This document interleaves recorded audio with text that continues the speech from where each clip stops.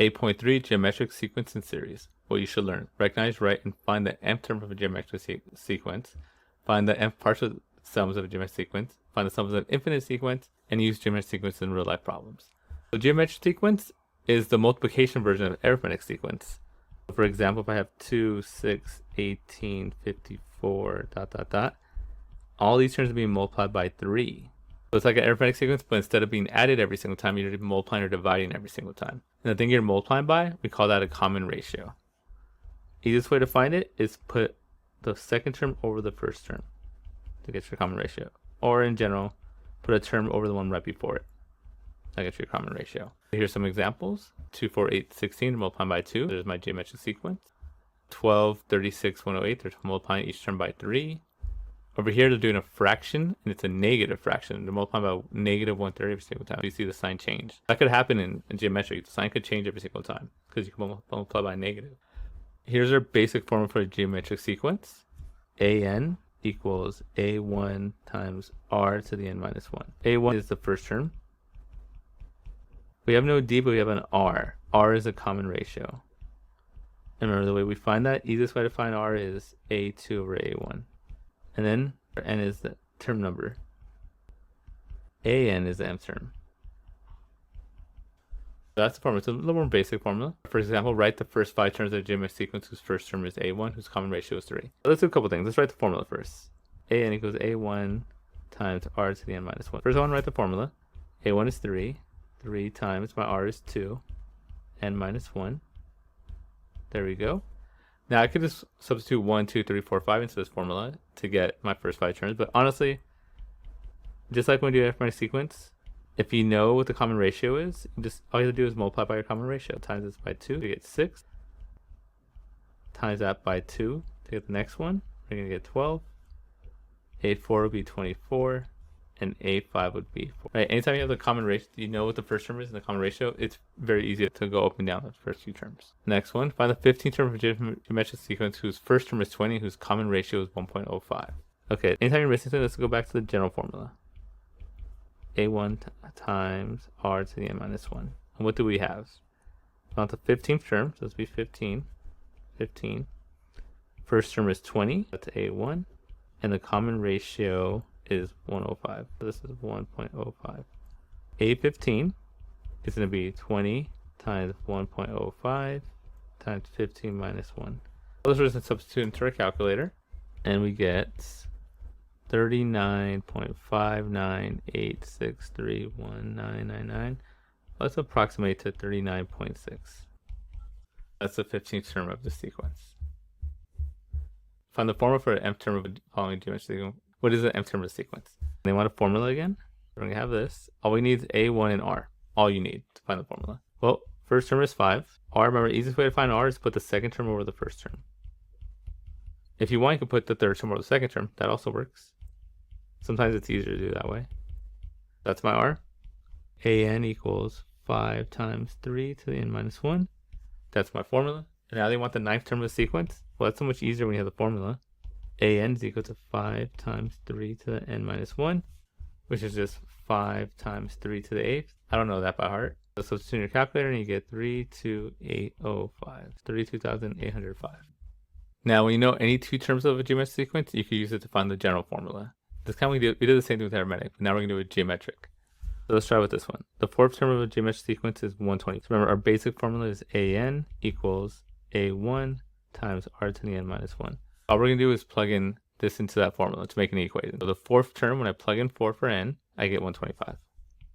So this is just saying A4 equals 120. So if we type that into here, 125 is going to equal A1 times R to the 4 minus 1, also known as 125, equals A1 R cubed.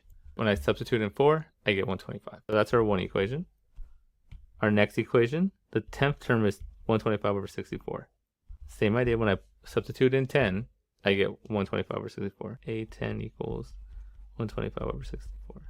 125 over 64 equals A1 times R to the 10 minus 1, or 125 over 64 equals A1 times R to the 9th.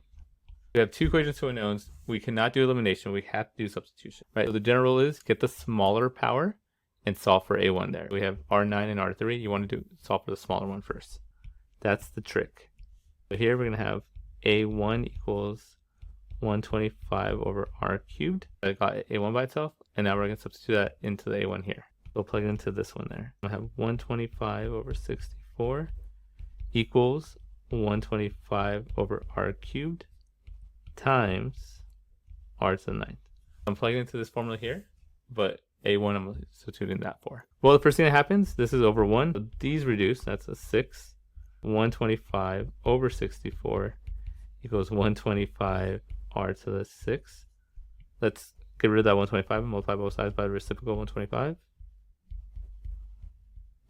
Those cancel and I get 1 over 64 equals r to the 6. Let's take the 6 root of both sides. And then you get r equals 2. Now you know r equals 2, we could plug it back into here to figure out what a1 is. a1 is going to be 125 over 2 cubed, 125 over 8. So that's our formula. Let's rewrite it. So we know what a1 is, we know what r is, we can write the formula. 1 is 125 over 8 times 2 to the n minus 1. And now I think there's one more question, which was find the 14th term. Let's plug in 14.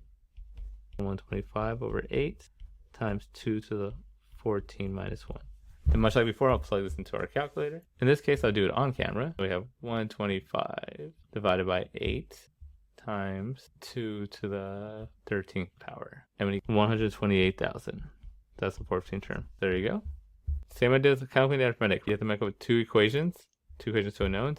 In this case, you have to solve by substitution. Make sure to do whatever the smaller one is, the smaller power you have, solve for that one. Make a1 part of that. And once you solve your equation for the first variable, plug it back in to find the second variable, and then you can rewrite the equation and find any term you want. Okay, about the sum of a finite geometric sequence. This is a finite one. This is a sequence that ends. So we have a formula that we're going to use right here. When you see this, we're going to equate it to this. This is our sum of a geometric sequence. First of all, notice that it's a geometric sequence. So we have an a1 and an r to the n. Our first term is right there, and then there's our r right next to it. When I see that, I know it's a geometric sequence, and I can use this formula. What is our n? N is the top number there. Let's do a couple examples. This first one, first thing I noticed, it is a geometric sequence. So it's geometric, and this is my a1 is right here. My r is right there, because that's the one that has the power, and this is my n.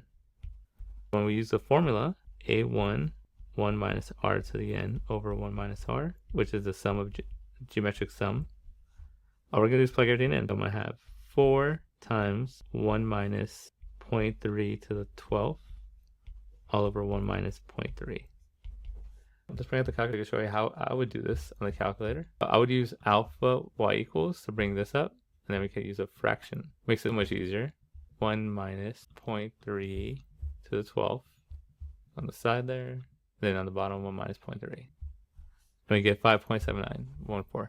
This is an irrational number. We're going to keep the decimal 0.571428. We'll round it to 5.7. Okay, so that's how you find the sum of a geometric sequence. If we're talking about geometric series, remember series when you're adding every single term. There's two types. There's finite and infinite. We already did the finite one. If there's an infinite one, it's a different formula. It's an infinite sum. It only works when r is less than 1, because that means it's getting smaller. You could find the infinite sum. If r is getting bigger, you can't find it. If it's doing this, if it's growing, can't find. Because it's getting too big. It's going to be infinity. But if it's getting smaller, that means it's getting closer and closer to 0, and you can find the infinite sum. But a couple of things. This is a formula. Very simple. a1 over 1 minus r. It only works when two things are true. When it has to go to infinity, and your r, thing to the power, is less than 1. Let's do a couple examples here. So I see that. I'm like infinite sum. S infinity is a1 over 1 minus r. My r is right there, and r is less than 1. That holds true also. First, I'm do the formula. 4 over 1 minus 0.6. You can put in your calculator really. So do it by hand real quick. I get 0.4. Let's move over the decimal. If I move over the decimal, I gotta move the decimal here. So 40 over 4, which is 10. So all I did was 1 minus 0.6 is 0.4. I want to cancel these out, but it has a decimal, so you either move it over 1. If you move it over 1, you move it over 1 there also. So 40 over 4 is 10. The next one, my a1 is right there. What is my r? They're getting divided by 10 every single time. So 1 over 10 is my r. So I could find the infinite. So I'm going to do a1 over 1 minus r. And that's going to be 3 over 1 minus 1 over 10. I'm going to try to do it by hand real quick. 3 over 9 over 10. So that's the same thing as saying 3 divided by 9 over 10, which is 3 times the reciprocal. And I get, reduce, I get 10 over 3 is the sum of that. If you add this plus that plus this plus this all the way to infinity, you get 10 over 3. And that's the lesson.